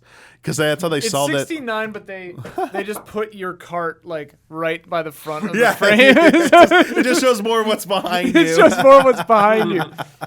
Oh, that'd be pretty good. So you're like the same. or they put a distance fog effect on Yeah. the stage, so it's like, oh, we're going through the fog. You can't see till it's too From, I'd be late. such a troll.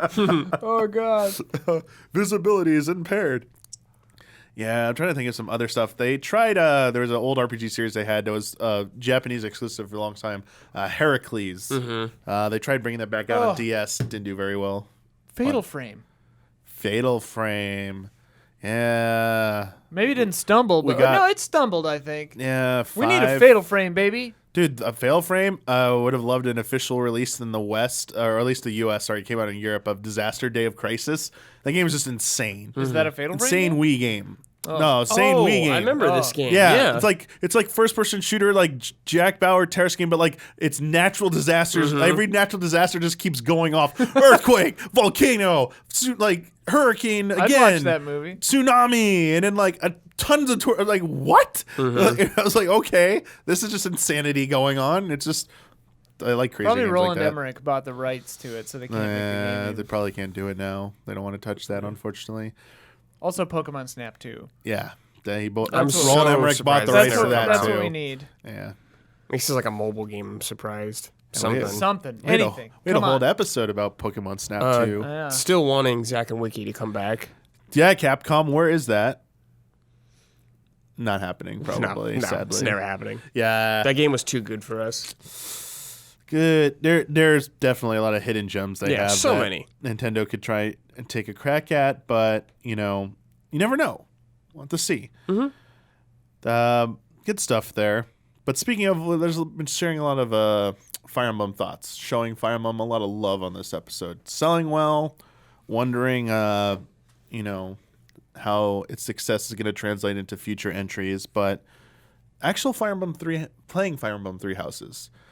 This has been one of the most requested things on Friend Code for probably the last 2 months. Talk about it. To talk about Fire Emblem Three Houses. Every single episode, I get comments out the wazoo. Why are you not talking about everyone? It devolved to troll levels. Like they just first comment. I'm just sitting here enjoying playing Fire Emblem Three Houses right now, and then a bunch of replies. Love this game. It's like, I get the message. So I want to talk a little bit about Fire Emblem Three Houses. That's all you get. A little bit because Yeah. we will be. I'm scheduling it with Ben. It should be happening next week, barring any weird things. Next week, Ben Moore and Rogers Base will be joining us. Special guests. We'll be recording a spoiler mode for Fire Emblem Three Houses. So this is spoiler-free impressions Yeah. from Fire Emblem Three Houses. I really wish I knew a spoiler so I could like jokingly say a spoiler, but I don't know. any. guess. You can guess at some stuff. There are really 4 houses. So I'm just gonna go 5. down the line, Whoa. Thurk, how much, if any, that we've played of this, or you're like what you've even seen of it. I played through the game. I finally finished it. I played the Golden Deer route.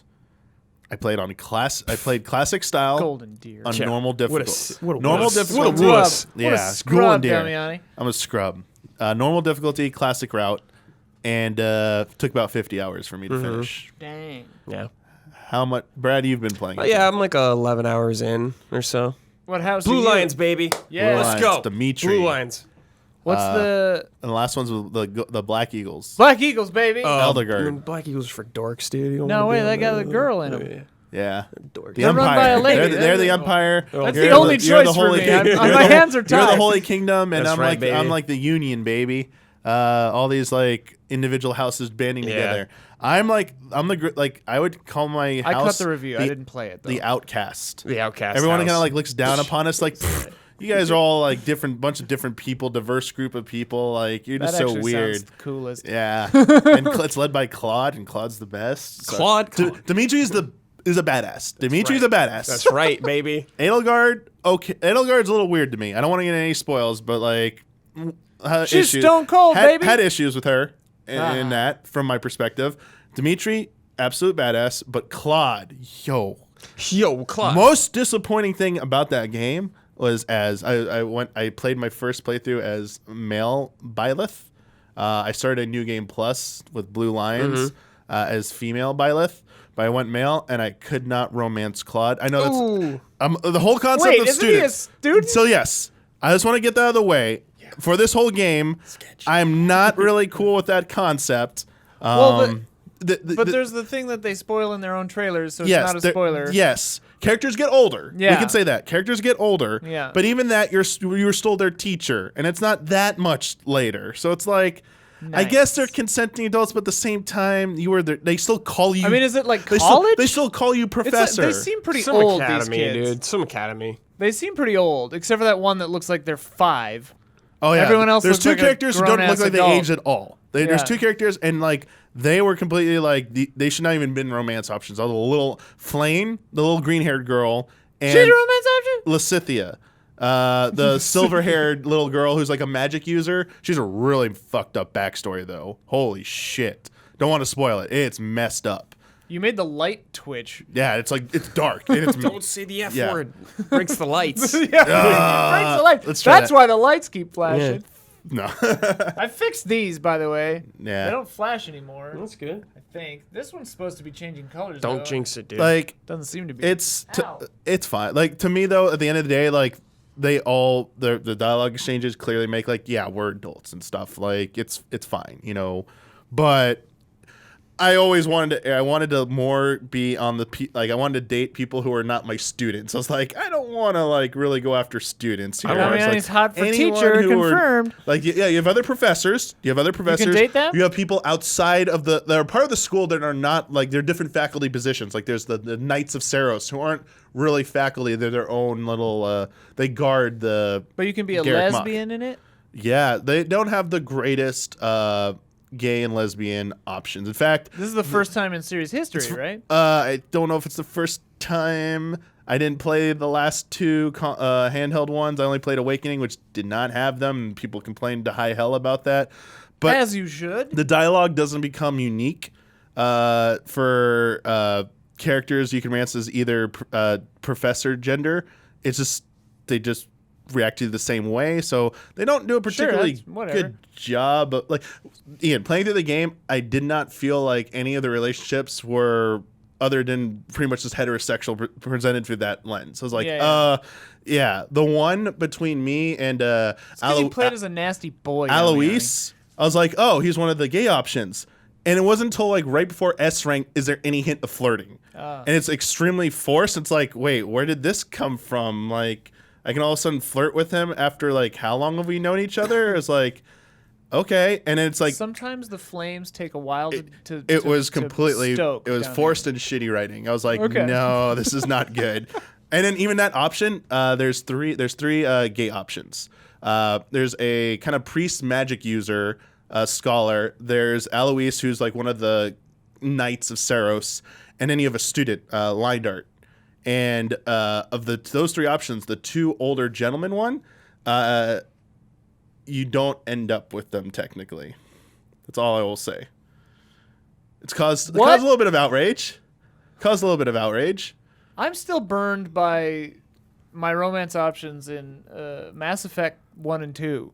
Oh. And 3. Because I picked Liara or whatever the hell her name was.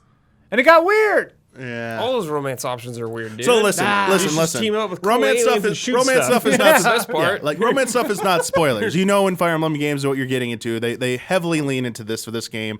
I wanted to see what was the most fan servicey one.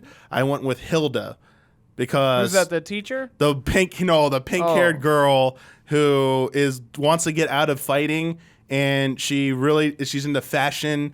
She wants to like help people. Like she gets other people. She basically doles out all of her responsibilities to other people. She's like, "Hey, will you do this for me? Will you do this for me?" So she can just sit back and do nothing. Sounds great. I was like, "Oh, this is a bad idea and stuff." And that ending, Maybe that. the marriage sequence for it did not disappoint. I Wait, was you like, can get married in the game? what? You can get married in the Yeah, game? every Fire Emblem game. Oh, you I get didn't like see that. Does she dole or out I mean, you end up like relationship with duties them. to I don't know if them? it's Okay. married or whatever it is, but like you S rank them or whatever. Man, my priorities in playing this game are so much different. All yeah, wrong. you got it. Like All you wrong. want to I go for just that wanted S to rank. crush the other houses. It's just like, wait, like the do I crush opposite. the other houses or do I go for that S rank? What do I spend my free time doing? Anyway, we spent like relationships up. It was a big part of this game. If you're really into that, like it's they take it to like Persona levels. Guess in this what? Yeah, game. it'll just get more and more as the series goes on because when they started doing that more, it got more popular. So they're just gonna keep going hard. Like they don't have anything like Awakening where when you get married you have a child and then your child becomes a playable character Whoa. and then they can romance someone and then they can get married as well. These are teen, right? T what? for teen. T for teen. Fire These Emblem? games? Or are they M for mature? No, they're not M. Yeah, there's Definitely no not way M. it's not They M. at best it's T. Yeah, So you don't get any cutscenes. No. The No. most you get is like hugging. it's very Disney. The most you get is hugging and maybe like you saw we talked about on the podcast the cleavage shot Well, of Manuela. Quite a lot of that sort of stuff going on. That's the most you get. You don't see anything more than that. So the whole game is pervin, but you don't get to actually. Yeah, she never changes that outfit, Manuela. She does wear that the whole time. She's a very complex character. Alcoholism, the problems with that. They Nice. explore that. I don't like a certain aspect that would be a spoiler. I don't want to get into it, but they do something really poorly I'm about not her. saying that she's not a complex character. All I'm saying is the character's introduction is a shot of her boobs. And I'm going to say there's more to the problem, which is the spoiler about when you beat Fire Emblem games, they tell you what happens to every character. That's not a spoiler. Every Fire Emblem game like ever does that. Her post, what happens to her in the end, there's a line in there that is like... Maybe you got the bad ending. I was like, no, I watched on YouTube to make sure there are different versions. I mean, I didn't marry her, so I don't know what that ending is, but her default ending... I have a new mission in life. Can you marry her as a woman? The only lesbian options are Rhea, the head of the Church of Seros, the green hair girl. I was getting those vibes from the cutscenes. Dorothea, she's a student. She I was know also the Dorothea. opera singer. Mercedes, she's a very religious girl, also in the Blue lines. yeah. Who are there's two more. I So forget. not that teacher. I So I'll don't. never know. I don't think so. I don't think she's one of them. I'm don't on the think so. fence on buying this game. Yeah, I don't think I We're will. spending a lot of time talking about relationship stuff here. Anyway, This is what you wanted, right? yeah. Everyone? It's really long, Yeah. so I don't know if you would Yeah, go the whole no. way. It is a big part of the game, though. You can't talk about Fire Emblem without talking about it's a huge relationship part. stuff, and that just get that out of the way. You can end up marrying characters who were your students who then they're now grown up. So it's like Nice. take that as you will, but at the same time, they also are starting to extend their options to have some gay and lesbian options there. So they got to start somewhere, and hopefully it just improves. I think they just need to hire someone who has a little bit more experience writing those types of characters instead of just, I'm someone who is not a gay lesbian person trying to imagine what they are, so I'm Yeah. going to write it that way, which is how it comes off in this game. Right. So there's definitely room for improvement there. That's what I'm worried about with Cyberpunk. Oh, yeah? We'll have to see. We'll see. We'll see. But it's a Fire Emblem game. So let's talk, we're going to stick to part one here. There are two parts of this game. And we talked about them getting older. That's the part two. Okay. We're going to stick to part one here, which is also where you're at right now. You're at this school. We've gone over this a lot of times in different coverage. But you're at this school. You become the professor. You're teaching students. You have 3 different houses that you could pick from of students. And you become the leader of that house. And you teach them. You form a bond with your students. You go out. You can train them to become different jobs that they want to focus focus on called goals. You go out, fight missions with them. It's basically everything's broken down into months. Every month you're presented a new mission that you have to accomplish by the end of the month. And on certain days, you have multiple options what you can do on that day. You can either go explore, like free roaming this whole school grounds and interact and do whatever you want. You can talk with NPCs. You can do activities that don't cost any activity points. You have a finite amount of activity points to spend in a day. Once you've spent them all, you can't do anything else that day that costs that. You start with very few at first. As you progress and level your professor level, they increase, and you can do more activities, such as like training with the student, or eating a meal with them that cost activity points, singing song in the church, like a choir, that costs stuff. But then there are activities that don't cost points. There's fishing in this game. And I like the fishing thing a lot in the fact that it's all just hit A to start fishing, and then the presentation for it, it's classic Fire Emblem HP bars. It's like the old school one where you see like the little like lines of their HP, like little bricks, and then like they deplete as you have to like match this ring around a circle and hit the button and sync with it. And your stamina versus their stamina, like your string stamina, catch fish. You can do planting, like gardening, I saw that. And stuff like that. I'll be honest, it's not terribly exciting after like the first 2 times you do it. In fact, they actually interact. They have fast travel. I don't know how you feel about this, Brad. Fast travel? So here's my thing. This is not that large of an environment, the school grounds, and they want you to. They introduce fast travel so you can travel to different environments, like the cafeteria, the church, the training grounds, like that. Yeah. And you can see on the side in the menu which characters are there. So I want to go interact with them. For me, as the game progressed, it basically reduced it to it's just another checklist. Layer of a menu. I'm just going through a menu to interact with people. I felt like it was taking away from this feeling of exploring the grounds. There wasn't, aside from trying to find these little blue glowing aura things, which are like lost items. So let's say a student was near a bush in April. Next month, they all change positions, and some of them might have lost an item in the spot they were before. You go find that item, and if you return it to them, you can build your relationship with them. You basically improve your status with them. Aside from that, there's really nothing else to encouraging you to go actually physically run around. And I was a little disappointed with that. Oh, yeah. I mean, I feel like... So, I don't have a problem with it as much as you because I feel like the school itself isn't that interesting altogether. That too, yeah. It's just like, I found myself fast traveling more as I played the game more because I was just overrunning everywhere. I'm like, there's no point. I've seen all this 100 times. It's neat that it's there. It's like a little more fleshed out version, which I understand of the other games, but I don't care about running through the school. There's nothing really I could do unique that much instead I can just warp there. I agree with you, Brett. I think that was my problem. Is it just wasn't very interesting to begin with. Yeah. It's kind of dull. Yeah. I guess I don't know if it's what I really am looking for out of the game is just being able to walk around like even in the battlefields. Like there's this part where just walk around before the battle. I don't know if that's really what I want. But when I saw the trailers for this, I got really excited because I was like, Fire Emblem games previously you don't really walk around anywhere. It's all cutscenes with cutouts of your characters talking to each other, then menus, and then the battlefield, like the grid battlefield, and that's it. And it's still those are excellent games, but they were looking to do something new. Why don't you have the characters move around in a 3D environment for once, just talking? And I think it's just a novelty. Maybe on paper it sounded great, but in practice, but I don't know if there's anything. I'm trying to think of ways they could improve it. It's just a small step towards whatever. I think they'll improve upon it a lot more next time. I'm trying to think about because Persona 4 and 5, right? Yeah. Like you walk around, but sometimes emergent stuff happens, but a lot of times it's just okay, where am I supposed to go? Which classroom is this person in? And this area is huge. You have to run for a long time to get anywhere.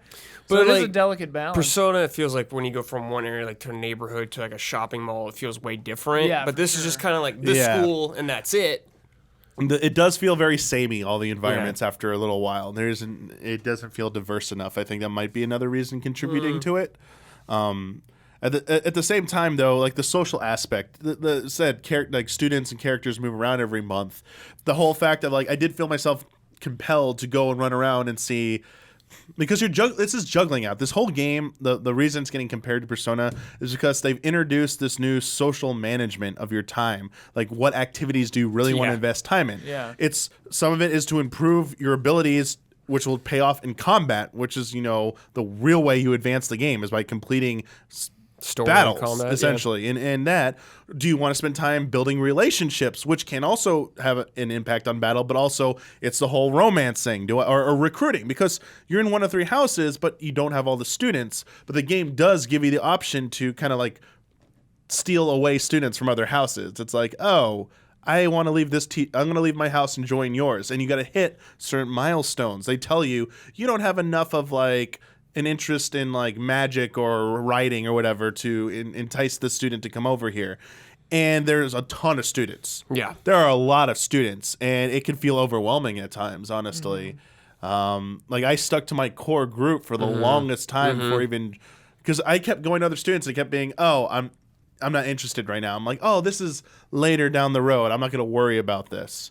But even amongst your own students, it's just, I think it's just because to do all that, it takes so long, I feel like. Because like, to compare it to Persona, I feel like it doesn't seem like it takes a long time, or it doesn't feel like a long time to me. When I'm doing this in Fire Emblem, it takes like 20 minutes, man, for me to find everyone, to talk to everyone, and give them their items, to like do all my stuff. It feels like a long time until I can get back to combat, which is like, to me, the bread and butter of this game. Yeah. I mean, I know there's shortcuts. Like, there's a whole gift system, so you can get items and you can like give gifts, and depending on how much they like the gift, it increases their like reception to it. And after you hit so many of these behind the scenes points, your relationship advances to the next level. So you start C rank, you got to get C rank, B, A, and some of them have like a plus. Like, there's A plus for some characters.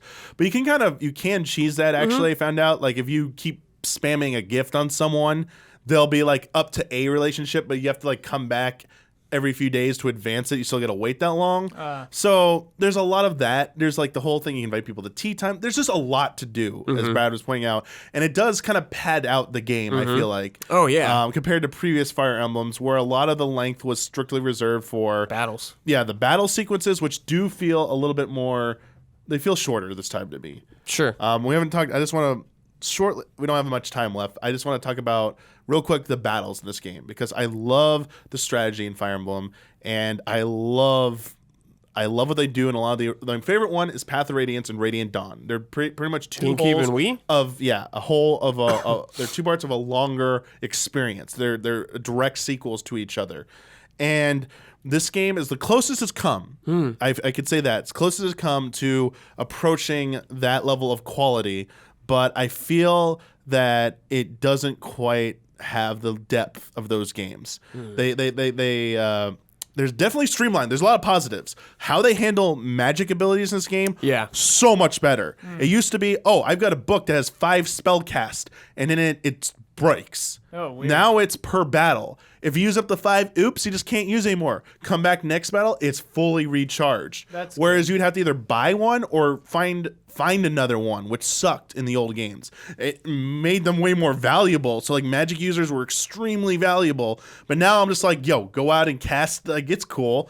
But I like that. It encourages you to use them more. And I felt like I was using more of my characters more often than focusing on a core few ones. I felt like I was using more of my lineup. And I like that about it. Especially because it went hand in hand with like the whole social system with this game. Like, I'm getting to know these students. I'm feeling this bond with them. And on the battlefield, it's like, I want everyone to fight here. Like, they're all great and stuff. And it really, and you can actually develop their relationship progression in battle as well. Yeah, that's cool. Yeah, through linked attacks. Yeah, it's fun. So it does some good things. It definitely streamlines things to a degree where it's definitely way more approachable than any of the previous games, other than like Echoes, the mobile I'm glad, game. because they dump Heroes. a lot on you at the beginning of this game. Yeah. And for someone like me who's like barely played Fire Emblem, I was like taking a minute to like figure everything out. They killed the triangle system as well. For me, it was the weirdest thing, but there is a relic of it in special abilities you can equip. You can get, like, sword users can get advantages over axe, like a buff against them eventually. That's cool, So that's kind of nice. But it was something I think that casual players would like not have to struggle with anymore. They have an option to remove permadeath. Oh, that person just is gone for that battle. They'll come back the next battle if you really want that. Yeah. The difficulty settings. You said it's pretty easy. Normal, it seems pretty easy. Normal. Okay, someone who likes the challenge of the harder difficulties on the older Fire Emblem games. Normal for me on Three Houses was brain dead mode. Okay. I literally had to devise no strategy. I barely had to use gambits. Those are these like big, powerful combo attacks. Oh yeah, I barely used forgot them. about I barely those. used them. I was like, do I need to use these? It was like, what's the benefit of these? Completely ignored a lot of that. And felt like a lot of the tactics from the enemies weren't very punishing enough for making mistakes. Sure. You basically just like kind of like brute force your way through. And I kind of like, yeah, I played a little. I started my second playthrough on hard. The very first mission where you're just like going against like little wimpy dimpy mercenaries. Actually, felt a good amount of pushback. Actually, were 2 points like, oh, I could lose these characters. Like, yikes. I need to play a little bit more strategic here. So I would definitely encourage veterans to play on hard. Normal is just you'll get no satisfaction from the challenge of combat. However, I will balance that with the fact that this game has a heavier emphasis on the social management stuff. And if that seems overwhelming and maybe you don't want to stress out about battles, maybe your first playthrough, you do take it on normal.